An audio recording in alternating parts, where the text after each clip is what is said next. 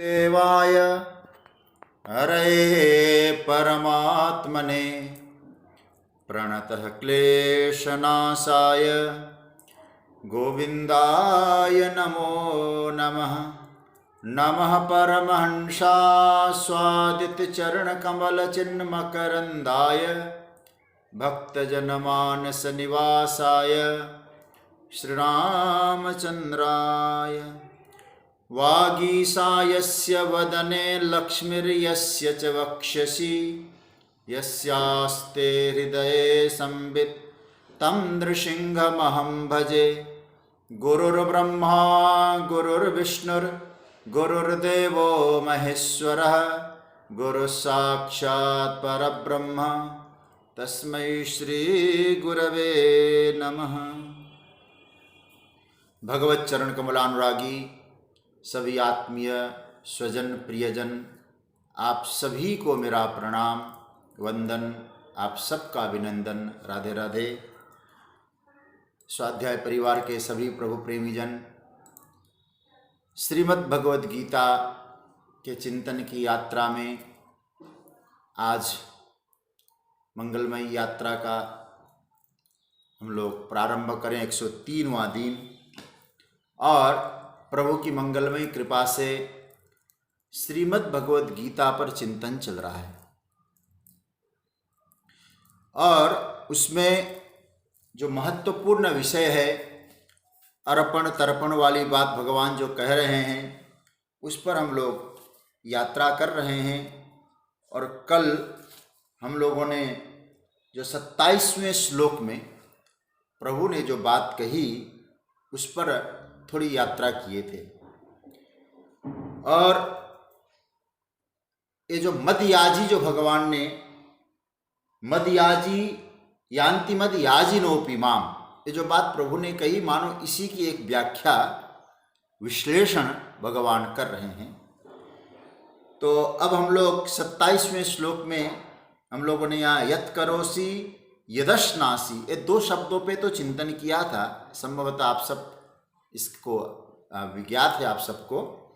तो आइए अब हम लोग यज्जुहोसि ददासि यत् तपस्यसि, ये सब इस पर थोड़ा चिंतन करने का प्रयास करें। मैं एक बार बोलूं, फिर आप लोग बोलिएगा। इस 27वें श्लोक का एक बार हम सब पाठ करें। मैं बोलूँगा, फिर आप बहुत मस्ती के साथ। और ये मैंने कहा था 4 श्लोकों में ये भी याद करना है। यत् करोसि यदश्नासि यज्जुहोसि ददासि यत्तपस्यसि कौन्तेय तत्कुरुष्व मदर्पणम्। इसके अर्थ की चर्चा तो हुई कल। भगवान यहाँ क्या कहते हैं कि यत् करोसि, जो आप करते हो, यत् अश्नासि, जो आप खाते हो, यत् जुहोसि, जो आप हवन करते हो, वैदिक कर्म करते हो, ददासि, जो आप दान देते हो, दूसरे की सेवा करते हो, यत् तपस्यसि, जो आप तप करते हो, हे अर्जुन, वो सब मद अर्पणम कुरुष्व, मेरे अर्पण आप करें, ये भगवान ने कहा। और मैंने शायद कल कहा भी था, भगवान ने कहा अश्नामी प्रयतात्मना, वहाँ भी अश्नामी हो, यहाँ अश्नासी वाली बात, या हम लोग यहाँ तक की चर्चा की। यत् करोसि, जो करते हो, यत् अश्नासी। भगवान कहते यत् जुहोसि, कि जो तुम हवन करते हो, हवन मतलब वैदिक कर्म करते हो। देखो, मैंने कल आपको ये बताया था, 2 बातों से भगवान ने स्पष्ट तो कर दिया कि करोसि और अश्नासि, कर्म और भोग, ये दोनों मुझे समर्पित करो। लेकिन करोसि में भगवान ने 3 बातें कही है। जुहोसि, ददासि, तपस्यसि, हवन करना, यज्ञ जो करते हो, जो दान देते हो, जो तप करते हो। इसके करोसि के 3 विभाग हैं। तो भगवान कहते यज्जुहोषि, तुम जो वैदिक कर्म करते हो अर्जुन, हवन आदि जितने कर्म है वो मुझे समर्पित करो। देखिए, वैदिक कर्मों को भगवान कहते हैं कि तुम्हारी जो चेष्टाएं हैं, लौकिक कर्म है वो समर्पित करो, वैदिक कर्म जो वेदों ने विधान किया है, वैदिक चेष्टाएं, हवन आदि, वो सब मुझे दे दो। मतलब आप जब यज्ञ करें, हवन करें, वेदों ने जो हमको सुझाया है, वेदों ने जो मार्ग बताया है, वो कर्म करें, लेकिन उस कर्म को आप किसी देवता को मत दो, किसी कामना पूर्ति के लिए मत अर्पण करो, क्योंकि आपको इन कर्मों को करके देव नहीं बनना है। आपको यहां जो चर्चा चल रही है, आपको भक्त बनना है।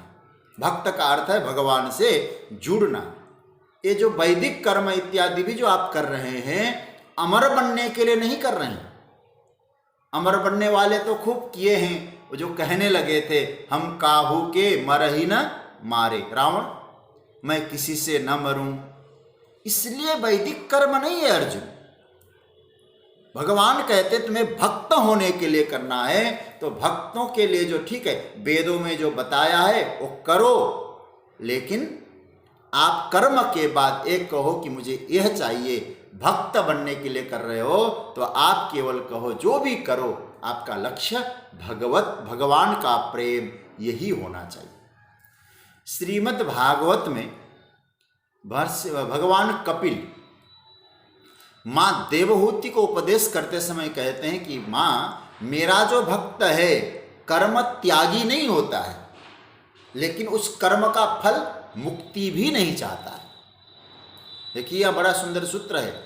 भगवान ने भक्ति की व्याख्या करते हुए तीसरे स्कंद के 29वें अध्याय के 13वें श्लोक में भगवान कहते हैं कि कर्म तो करता हुआ भक्त दिखाई देता है मेरा माँ, लेकिन मैं उसके सामने थाली सजा के प्रस्तुत करता हूँ। उस थाली में क्या क्या चीजें होती है? कहा कि 4 प्रकार की चीजें होती है, 4 प्रकार की मुक्ति होती है। सालोक्य, सार्ष्टि, सामीप्य, सारूप्यैकत्वमप्युतः दीयमानं न गृह्णन्ति विना मत्सेवनं जना। बहुत बढ़िया सूत्र दिया है। 4 प्रकार की मुक्ति कौन कौन सी है? सालोक्य, भगवान का लोक मिल जाए। सालोक्य, सार्ष्टि, भगवान का ऐश्वर्य मिल जाए। सामीप्य, भगवान की निकटता, भगवान की समीपता मिल जाए। और सारूप्य, भगवान का रूप मिल जाए।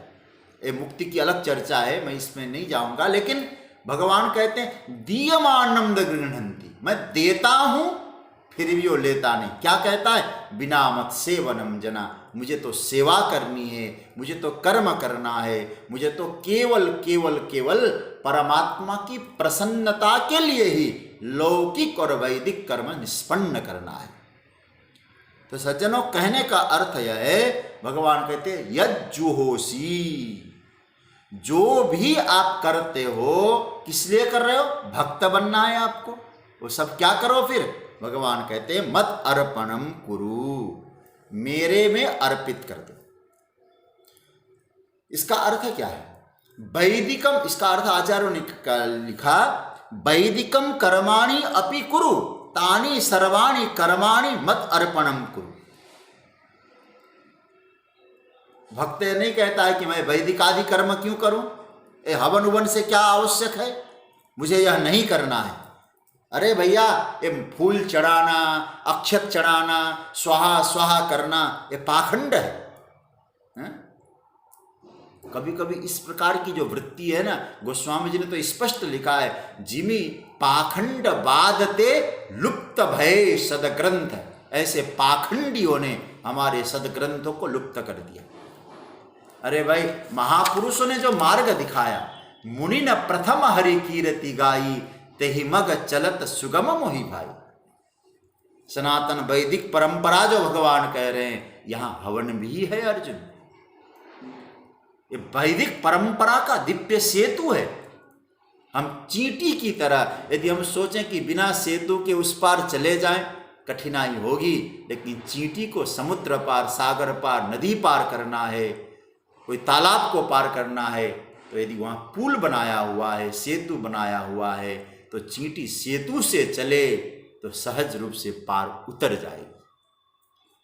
इसलिए कहने का तात्पर्य है, हमारे महापुरुषों ने, वेदों ने जो मार्ग बताया, यज्ञ यागादि का, हवन इत्यादि का, वैदिक परंपराओं का, ये हमारे लिए है,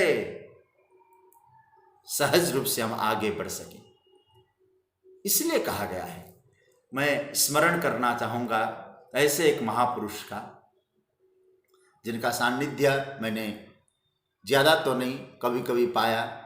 प्रातस्मरणीय पूज्यपाद भारत माता मंदिर के संस्थापक पूज्यपाद स्वामी श्री ब्रह्मलीन सत्यमित्रानंद गिरी जी महाराज, उनके चरणों में हरिद्वार में एक बार हमारी कथा थी, हमारे दिल्ली के राम अवतार जी ने कराई थी, तो उनके चरणों में बैठने का सौभाग्य मिला था।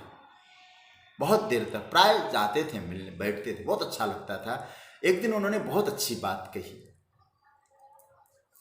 कहा कि एक कील जो है ना, कील, उस कील को नदी के उस पार पहुंच, पूज्य महाराज श्री का भाव, उस कील को नदी के उस पार पहुंचाना हो तो कील को नदी में डाल दो, कील डूब जाए, लोहे का कण, लोहे की कील डूब जाए। उसको कैसे पार पहुंचाएं? नौका पे डाल दो, नौका पे ठोक दो, वो कील उस पार पहुंच जाए नाव के सहारे से। तो कहते हैं हमारे संसार, हमारे लिए परमात्मा ने जो कर्म इत्यादि का जो विधान किया गया है, वेदानुकूल कर्म, ये हमें उस पार पहुंचाने के लिए नौका है। हम इनके बिना सहारे के हम कोशिश करें चले जाएं, डूबने का डर है। इसलिए बड़ा सुंदर सूत्र दिया है कि भक्त होने का यह अर्थ कभी मत लगाना कि उसने हवन छोड़ दिया, यज्ञ छोड़ दिया, कर्मकांड छोड़ दिया, अनुष्ठान छोड़ दिया। ये भक्त का लक्षण नहीं है। फिर वो सब कुछ छोड़ दिया तो क्या करेगा? अरे भाई करना क्या है, सब कुछ मैंने छोड़ दिया, हम तो दृष्टा है। कभी कभी तो मुझे लगता है ऐसे लोग दृष्टा नहीं होते, ऐसे लोग जल्दी भ्रष्टा हो जाते हैं। इसलिए जो आया हुआ कर्मकांड है उसे नहीं छोड़ना है। एक छोटी सी बात आपसे कहूं, आप लोग बहुत चिंतन करते हैं, जितने संप्रदाय जो हैं, जितने लोगों ने कर्मकांड का विरोध किया, कर्म का जो विरोध किया, क्या किया लास्ट में जाके? कर्म की व्याख्या, कर्म में उतरे कि नहीं उतरे? मैं केवल संक्षेप में कहूंगा, आक्षेप के रूप में नहीं कह रहा हूं। बौद्धिज्म, ठीक है, बौद्धिज्म का जो आंदोलन था किसके कारण था? बोले कर्मकांड के खिलाफ था। आप सब इसमें पढ़े लिखे लोग जानते हैं। और आज क्या हो रहा है? हमसे ज्यादा कर्मकांड वहां है। कितने दिए जलते हैं वहां, कितने दिए जल रहे हैं, और क्या क्या नहीं होता। ओ मणिपद में हूं कह के क्या क्या हम लोग नहीं करते। और कामना की पूर्ति के लिए ये मंत्र जपो, ये करो, वो करो। बुरा नहीं मानना, मैं केवल ये कहना चाहता हूं, हमारे सनातन वैदिक धर्म में जो भाव आया है वो कहीं नहीं है। भगवान कहते करो तुम, ये सब त्यागने की बात नहीं है, लेकिन मदर्पणम करो। जैनों की बात करें, कर्मकांड के खिलाफ की बात करते हैं, लेकिन आप जरा सोचिए यहां क्या होता है। भक्तामर स्तोत्र का पाठ करेंगे, शिखराभिषेक, मूर्धाभिषेक सिखों में, ठीक है, एक बात मानते हैं, वहां गुरु ग्रंथ साहब की पूजा होती है, लेकिन गुरु ग्रंथ साहब को सुबह जगाना, उनकी आरती करना, उनको भोग लगाना, अरे भाई विरोध नहीं है किसी का, लेकिन हम वैदिक कर्म का क्यों विरोध कर रहे हैं, क्यों खंडन कर रहे हैं? और थोड़े बहुत पढ़ लिए तो कहते क्या रखा है इनमें। याद रखना, आदमी के जीवन में जब से जन्म हुआ है वो जीवन में कर्मकांड से प्रारंभ होता है। और बृहत आरण्यक उपनिषद में, उपनिषद की बात मैं ज़्यादा नहीं करूँगा क्योंकि आप पूज्य पांडे जी को उपनिषद का बहुत अच्छा नॉलेज है, लेकिन क्यों लेकर आप उपनिषदों को जरा देखिए। संतानोत्पत्ति के लिए कर्मकांड है वहां, गर्भधारण कैसा होना चाहिए, कैसा संतान चाहिए आपको, इसके लिए भी वहां बहुत सुंदर सुंदर कर्म का विधान है। और हमारा जन्म होता है, विवाह होता है, व्यापार होता है, और याद रखना जितने बार जन्म होगा उतने ही बार कर्म का दौर चलता रहेगा।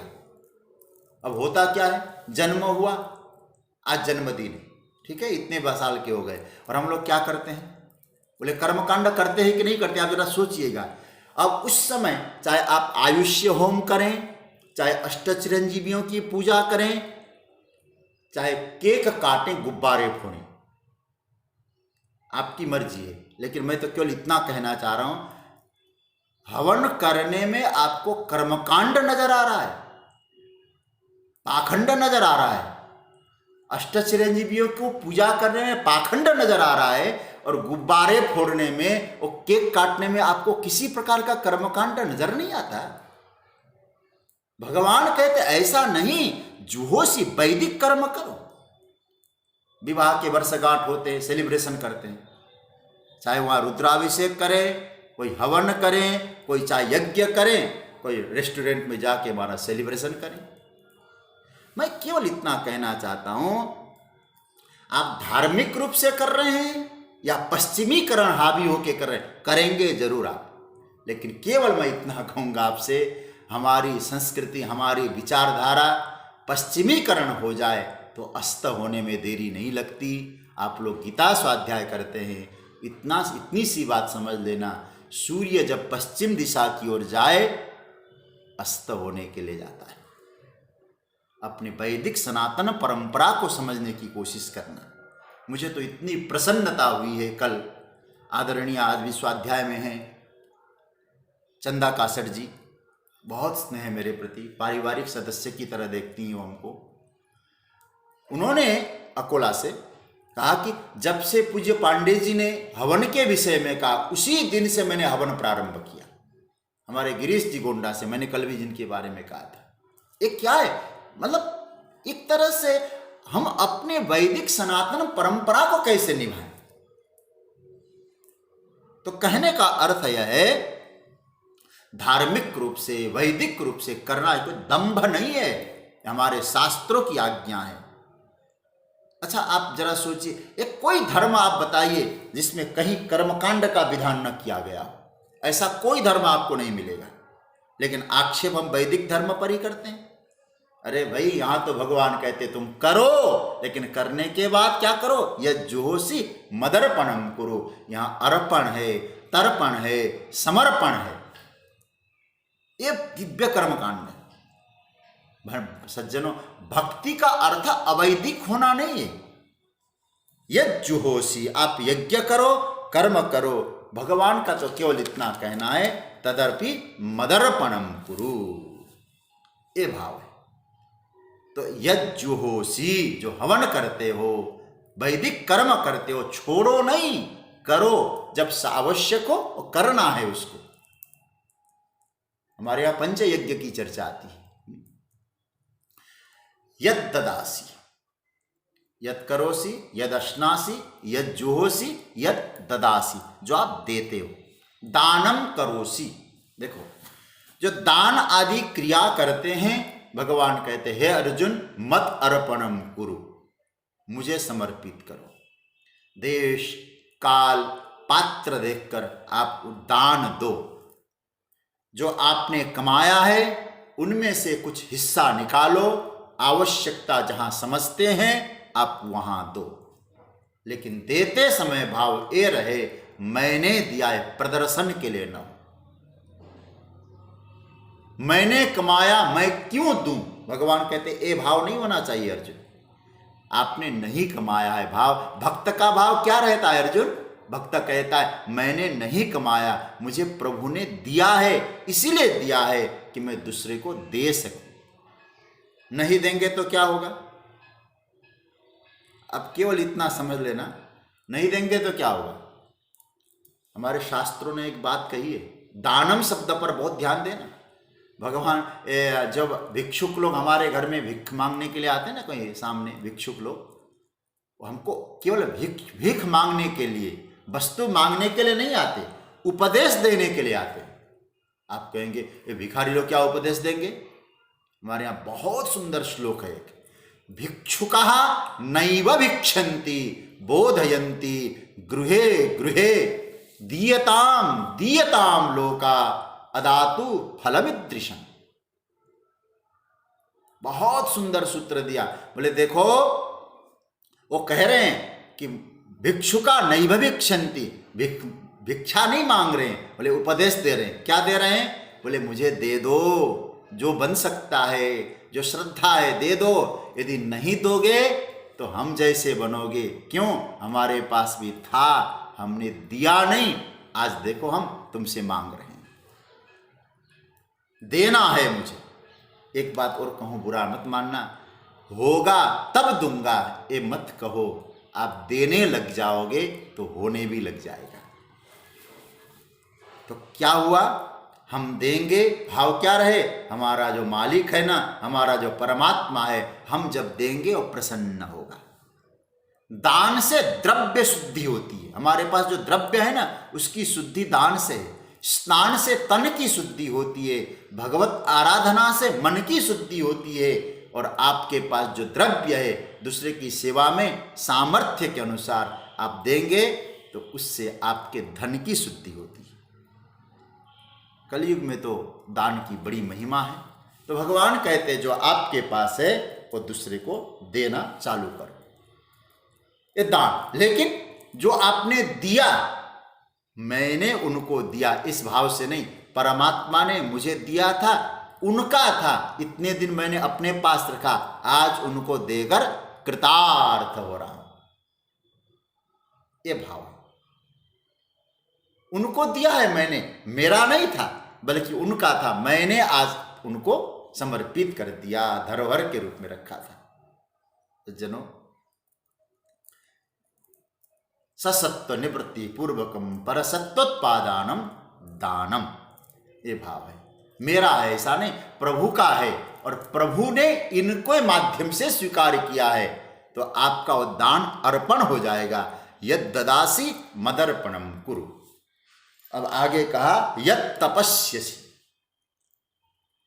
अर्जुन, जिस कर्म को करते समय आप जैसी रहनी में रहते हैं, उस रहनी को, उस कर्म को, जिस अनुष्ठान को हमारी बुद्धि तप समझती है, अर्जुन, वह तप किसके लिए करते हो? आप स्वयं से पूछें। प्रभु के लिए या कोई अन्य हेतु के लिए? जैसे तप का मतलब संताप है, संताप, कोई कष्ट आए उसे सहन करना तप है। अब आप सहन कर रहे हो, किसके लिए सहन कर रहे हो? अरे भाई सहन क्या भाग्य लेके आया हूं, ऐसा नहीं, ये सहन मैं इसीलिए कर रहा हूं, परमात्मा कृपा कर रहा है, मेरे पता नहीं कितने जघन्य से जघन्य पाप होंगे, परमात्मा ने कृपा करके सब पाप को हटा के सहज रूप से आनंद दिया। ये तो मुझे परमात्मा से जुड़ने की व्यवस्था। प्रभु तू तो बड़ा दयालु है। तप का अर्थ है संताप को सहन करें, लेकिन सहन करते समय आप परमात्मा को आपके द्वारा किया गया तप प्रभु को समर्पित करें। जीवन में प्रतिकूलता आए, समझ लें ये प्रभु के लिए सब समर्पित हो रहा हूं, मैं सहन करके। अच्छा भाई, सब कुछ क्या करें, ये तप इत्यादि क्या करें? तो भगवान कहते मद अर्पणम कुरु। भगवान कहते हैं जुहोसी ददासी तपस्यसी। ये तीन करोसी के जो भेद है, इसको भगवान कहते मदर्पणम कुरु। मांग यह है प्रभु की, मुझे अर्पण कर दो। भगवान ने क्या कहा? केवल पत्रम पुष्पम फलम तोयम, यही नहीं, सर्वम मत अर्पणम कुरु। पत्रम पुष्पम तो प्रारंभ है, आदत बना लो पत्रम पुष्पम चढ़ाने की, धीरे धीरे तुम जो करते हो वो भी प्रभु को दे दो। श्रीमद् भागवत के 11वें स्कंद के 2 अध्याय का 36वां श्लोक, कबीर नाम के योगेश्वर विदेहराज निमि को समझाते हैं। क्या कहते हैं? वो कहते हैं कि देखो, कायेन वाचा मनसेन्द्रियैर्वा बुद्ध्यात्मना वानुसृत स्वभावात् करोति यत् यत् सकलम परस्मै नारायणायेति समर्पये तत्। देखिए क्या शब्द है, कायेन वाचा, वाणी से, मन से, जो भी आप करते हो संपूर्ण परस्मै, परमात्मा के लिए समर्पित कर दो। इसलिए शुरुआत में भगवान ने कहा पत्रम पुष्पम फलम तोयम, अब क्या कह दिया, यत् करोसि यदश्नासि यज्जुहोसि ददासि यत् यत् तपस्यसि कौन्तेय तत्कुरुष्व मदर्पणम। ये 5 बातें भगवान ने कही, जो तुम करते हो, जो तुम खाते हो, जो तुम हवन करते हो, जो तुम दान देते हो, जो तुम तपस्या करते हो, वो मुझे दो। ये 5 कुछ दृष्टिकोण से कहा जा सकता है, लेकिन 2 ही है, भोग, कर्म और भोग। लेकिन कर्म के 3 विभाग, जुहोसी, ददासी, तपस्यसी, ये भगवान कहते हैं। धीरे धीरे धीरे धीरे इन सबको क्या करना, प्रभु को समर्पित करते जाओ। देखो भाई, कन्हैया का एक स्वभाव आपको मालूम ही है। कन्हैया का स्वभाव जानते हैं, पहले धीरे धीरे करता है, पहले माखन चुराता है, गोपियों के कपड़े चुराता है, और चुराते चुराते जानते हैं क्या बनता है, तस्कराणाम पतये नमो नमः। तस्कर शब्द का अर्थ होता है चोर, और भगवान को क्या कहा गया जानते हैं वेदों में, तस्करों का स्वामी, सरदार, चोरों का जो सरदार होता है ना, वो भगवान। और क्या चुराते हैं फिर, भगवान कहते हैं कि भैया पहले पत्ते चढ़ाओ, फूल चढ़ाओ, धीरे धीरे कपड़ा चढ़ाओ, ये चढ़ाओ, पूजा घर में पंखा चढ़ाओ, फिर एसी चढ़ाओ, और बाद में भगवान धीरे धीरे सब ले लेते हैं। पूतना गई भगवान को पकड़ने, और पकड़ के ले गई ऊपर। भगवान, अब भगवान ने पकड़ लिया। भगवान ने कहा, पूतना ने कहा, सा मुंच मुंचालमिति प्रभासिनी, मुझे छुड़ा दे, मुझे छोड़ दे, 2 बार कहा, मुझे छोड़ दे, मुझे छोड़ दे। भगवान ने कहा, पकड़ा किसने? बोले पहले तो मैंने पकड़ा था, अब बोले अब तुमने पकड़ा है कन्हैया, इसीलिए तो छोड़ दे कह रहा हूं। बस ये है, एक बार हमारी पकड़ में तुम आ गए तो तुम्हें मैं मुझे छोड़ना नहीं, पूरा ले लेता है भगवान। और सच्ची बात कहूं, आप नहीं बचोगे फिर, यदि उसके पल्ले में पड़ गए, बहुत सोच समझ के पड़ना। और सच्ची बात को, जीव ही नहीं बचेगा, सब ले लेगा। मदर्पणम कुरु, सर्वस्व मदर्पणम कुरु, सब कुछ मुझे अर्पित कर दे। जगत गुरु शंकराचार्य भगवान वृंदावन में गए, और वृंदावन में जाकर जमुना जी में स्नान कर रहे थे, और स्नान करते करते बोल रहे थे, सोहम सोहम सोहम सोहम सोहम सोहम सोहम सोहम सोहम। ब्रजवासी लोग आए, अरे सन्यासी, ब्रजवासियों की भाषा, अरे सन्यासी, ये कन्हैया की नगरी है, कहां से सोहम सोहम बोल रहा है तू? दासोहम बोल, दासोहम बोल। यहां कहा कि बोलता तो दासोहम ही था, कन्हैया के चोरी में आ गया। ये चोर कन्हैया है ना, चुराने में माहिर है, इसने चुरा लिया। इसीलिए जो चुराया, क्या चुराया? बोले दासोहम में से दा चुरा लिया। इसलिए जो बचाए वही बोलते हैं। दासोहम बोल रहा था, दा चुरा लिया। दासोहम इति में बुद्धि पूर्ववासित जनार्दने, दा शब्द प्रणितस्तेन गोपी वस्त्रापहारिणा। गोपियों के कपड़ों को चुराने वाले ने हमारे दासोहम में से दा को ही चुरा लिया। अब बचा क्या? बोले सुहम, फिर वही बोलते हैं, तुम्हारा सब बचा होगा भैया, इसलिए तुम दासोहम बोलो, हमारा तो सब कुछ बचा ही नहीं, जो ले गया, जो बचा है वही बोलते हैं। कहने का अर्थ है अर्जुन, तुम इस प्रकार की साधना करो, मदयाजी बनो अर्जुन। मदयाजी की व्याख्या है, मदयाजी बनो तो क्या होगा? मुझे पाओगे। फिर देखिए, मैं एक छोटी सी बात कहूं आपसे। राजा बलि, भगवान जब बलि के पास गए, क्या समझ लेना, भगवान ने 3 पग भूमि की याचना की, क्योंकि भगवान को मालूम था व्यक्ति सर्व तो दे सकता है, स्व नहीं दे सकता। इसलिए सर्व से स्व तक पहुंच जाते भगवान। सर्व में जो कुछ है आपका, ये सर्व है, लेकिन आपने इस सर्व को मेरा माना हुआ है, तो स्व को देना पड़ेगा। ये 3 पग में, 2 पग में सर्व 2 अक्षर है और 1 पग में स्व, इसलिए सर्वस्व। तो हम लोग करते क्या है, भगवान को सर्व तो दे देते हैं। अरे आप विचार करना, जो सर्व है ना ऑलरेडी उसका है, हमारा नहीं है। सर्व जितना कुछ है सब कुछ उसी का ही तो है, हमको भी उसी ने दिया है। उसकी चीज उसको देना ये कोई बड़ी बात नहीं है, लेकिन उसकी चीज जिस बुद्धि ने मेरी कहा उस बुद्धि को दे देना, स्वयं को दे देना, ये सर्वस्व दान होगा। हम सर्वदान तो करते हैं, सर्वस्व दान नहीं करते, तो फिर परिणाम क्या चमत्कार नहीं होता, क्या जीवन में नहीं आता? भगवान नहीं कहते फिर बलि की तरह तुम्हारी मैं रक्षा करूंगा, तुम परम भागवत हो बलि, तुम्हारे पहरेदार बनूंगा। क्यों? क्योंकि तुमने सर्वस्व दे दिया। इसलिए हम केवल सर्व दें ये काम नहीं बनेगा, सर्वस्व देना पड़ेगा। इसलिए भगवान ने धीरे धीरे कहा, पत्रम पुष्पम फलम तोयम, धीरे धीरे भक्तिपूर्वक ये बात कही और अंत में कह दिया तत्कुरुष्व मदर्पणम, सब मुझे अर्पित कर दो अर्जुन। फिर क्या होगा? फिर इसका रिजल्ट तो बड़ा विचित्र हो जाएगा। क्या होगा?